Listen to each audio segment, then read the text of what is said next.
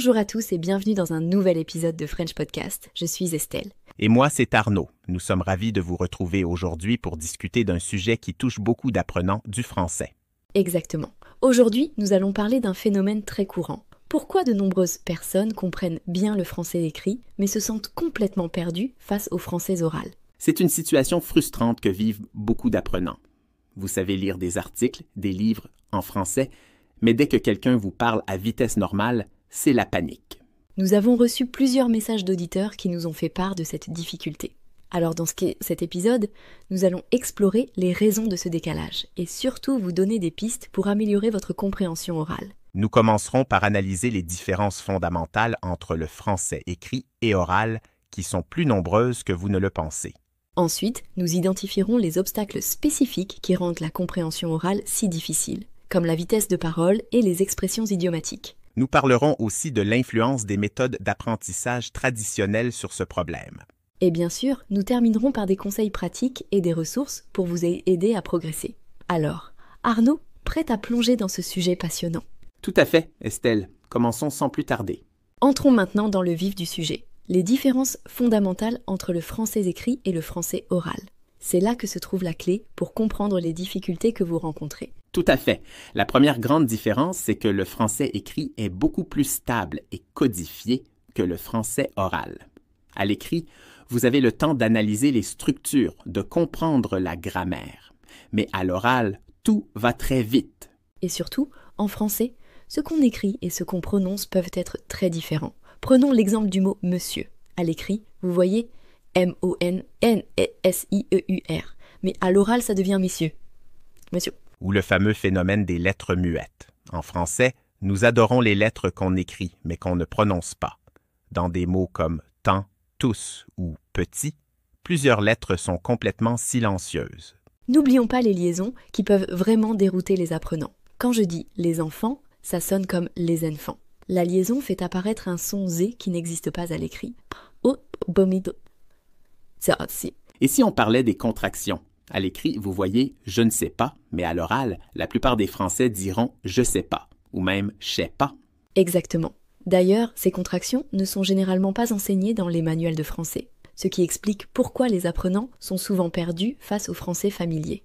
Un autre exemple frappant, c'est la négation. À l'écrit, on utilise « ne pas », mais à l'oral, dans le langage courant, le « ne » disparaît presque systématiquement. On dit « je viens pas » au lieu de « je ne viens pas ». Il y a aussi la question de l'intonation et du rythme.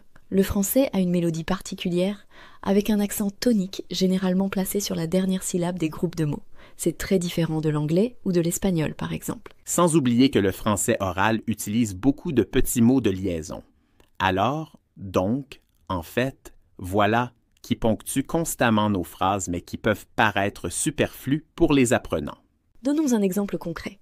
À l'écrit, vous pourriez voir « Je vais aller au restaurant ce soir ». Mais à l'oral, un Français dirait plutôt quelque chose comme « Je vais aller au resto ce soir ». On a supprimé plusieurs sons. C'est exactement ça. Et maintenant, voyons quelles sont les difficultés spécifiques que ces différences créent pour les apprenants.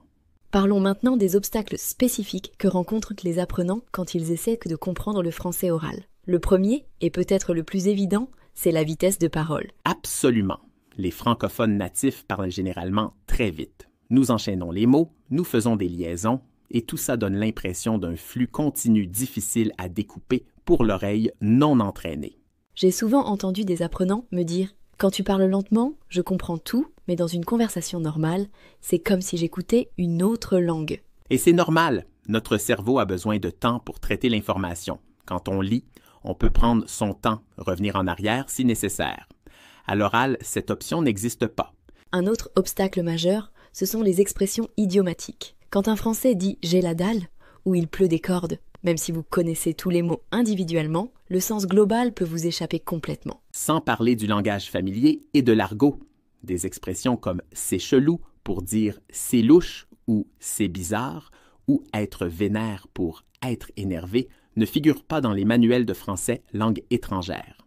Et que dire des accents régionaux? Le français parlé à Paris, à Marseille, à Lyon ou à Québec peut sembler être 4 langues différentes pour un apprenant. Tout à fait. Par exemple, dans le sud de la France, les « e » muets sont souvent prononcés. « Je ne sais pas » devient « je ne sais pas », avec une intonation bien particulière. Et à l'inverse, dans certaines régions du Nord et à Paris, on a tendance à manger beaucoup de sons.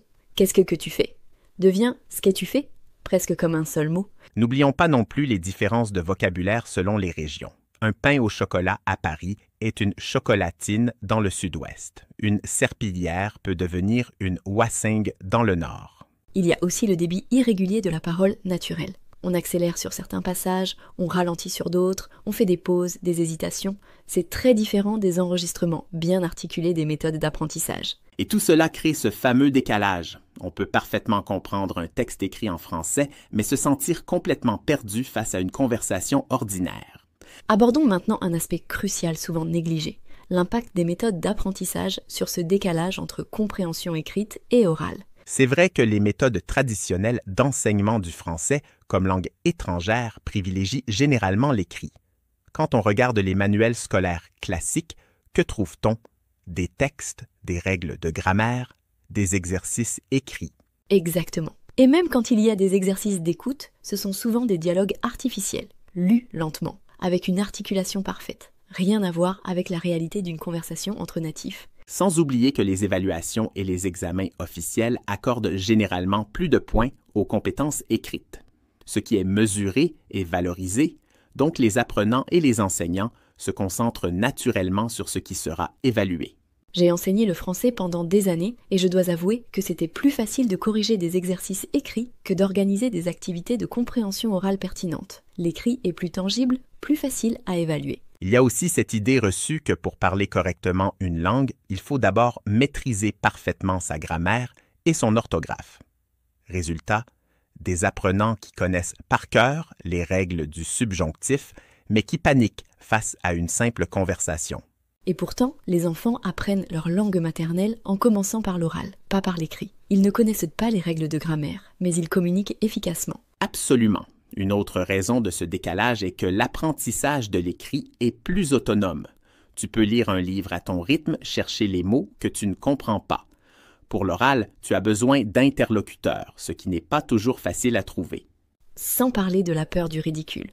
Beaucoup d'apprenants n'osent pas se lancer dans des conversations parce qu'ils redoutent de faire des erreurs ou de ne pas comprendre. C'est un cercle vicieux. Moins on pratique l'oral, moins on progresse. Et les nouvelles technologies n'arrangent pas toujours les choses. Les applications d'apprentissage proposent souvent des exercices de traduction, d'association de mots, mais rarement des situations de communication authentiques. En fin de compte, ce déséquilibre dans les méthodes d'enseignement crée des apprenants qui peuvent lire Proust, mais qui sont incapables de commander un café en France. Passons maintenant aux solutions pratiques. Comment améliorer concrètement sa compréhension du français parlé lorsqu'on est déjà à l'aise avec l'écrit? C'est exactement ce que nos auditeurs attendent. Ma première recommandation serait de s'exposer quotidiennement au français authentique, même si c'est juste pour 10 minutes par jour. Absolument. Et aujourd'hui, les ressources ne manquent pas. Les podcasts comme le nôtre sont parfaits pour commencer. Ils offrent du contenu varié et on peut contrôler la vitesse de lecture. Pour ceux qui débutent, je recommande les podcasts spécialement conçus pour les apprenants, comme Coffee Break French ou Français authentique, où la parole est un peu plus lente et le vocabulaire contrôlé. Les séries et films français avec sous-titres en français sont aussi une excellente ressource. Regardez d'abord avec les sous-titres, puis progressivement, essayez de vous en passer. Une astuce que je donne à mes étudiants. Choisissez une scène courte, écoutez-la plusieurs fois jusqu'à comprendre l'essentiel, puis vérifiez avec les sous-titres. C'est un exercice très efficace. YouTube est aussi une mine d'or pour l'apprentissage. Des chaînes comme Piece of French ou Easy French proposent des interviews de rue avec sous-titres bilingues. N'oublions pas l'importance de travailler spécifiquement sur les difficultés que nous avons évoquées. Par exemple, pour les liaisons, il existe des exercices d'écoute ciblés disponibles sur des sites comme TV5 Monde. Un conseil important, ne restez pas bloqué à votre niveau de confort. Pour progresser, il faut se confronter à du contenu légèrement au-dessus de ses capacités actuelles. C'est ce qu'on appelle l'input compréhensible en linguistique. Exactement. Et n'hésitez pas à utiliser des outils comme Lyrics Training pour les chansons françaises. Vous écoutez et complétez les paroles manquantes, c'est ludique et efficace. Pour ceux qui préfèrent une approche plus structurée, des plateformes comme Fantastic ou Quizzic proposent des parcours personnalisés avec beaucoup d'exercices audio. Et finalement, rien ne remplace la pratique avec des locuteurs natifs. Des applications comme Tandem ou HelloTalk permettent de trouver des partenaires linguistiques pour échanger. Sans oublier que la compréhension progresse souvent par paliers. Il peut y avoir des périodes où vous avez l'impression de stagner, puis soudain, vous franchissez un cap et tout devient plus clair. Pour conclure notre épisode d'aujourd'hui, revenons sur les points essentiels que nous avons abordés concernant cette différence entre compréhension écrite et orale du français. Nous avons d'abord identifié pourquoi ce décalage existe. Les différences structurelles entre le français écrit et parlé, notamment la prononciation, les liaisons et les contractions qui peuvent transformer complètement une phrase à l'oral. Nous avons aussi parlé des obstacles spécifiques comme la vitesse de parole des natifs, les expressions idiomatiques et bien sûr les différents accents régionaux qui peuvent dérouter même les apprenants avancés. Sans oublier l'impact de nos méthodes d'apprentissage traditionnelles qui privilégient souvent l'écrit au détriment de l'oral, créant ce fossé entre les deux compétences. Le message principal que nous voulons vous transmettre est qu'il ne faut pas se décourager. C'est un phénomène normal dans l'apprentissage du français et avec une pratique régulière et les bonnes ressources, votre compréhension orale s'améliorera progressivement. Exactement. L'immersion quotidienne, même pour quelques minutes, est la clé. Podcast, séries sous-titrées, YouTube, applications d'échange linguistique, utilisez ce qui vous plaît pour rester motivé. Dans notre prochain épisode, nous aborderons les pièges de la prononciation française pour les étrangers, un sujet qui intéressera certainement beaucoup d'entre vous. Nous vous invitons à partager vos expériences et vos questions sur nos réseaux sociaux. Vos retours nous aident à créer du contenu qui répond vraiment à vos besoins. Merci infiniment de nous avoir écoutés aujourd'hui. N'oubliez pas, la persévérance, c'est votre meilleur allié dans cette aventure linguistique. À bientôt pour un nouvel épisode de notre podcast. D'ici là, bon courage avec votre français.